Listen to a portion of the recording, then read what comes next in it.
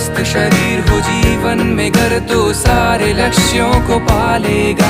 निर्मल हो तन पावन हो मन, मन के वो मन के पालेगा। परमात्मा की आत्मा को आत्मा से मिला लेगा।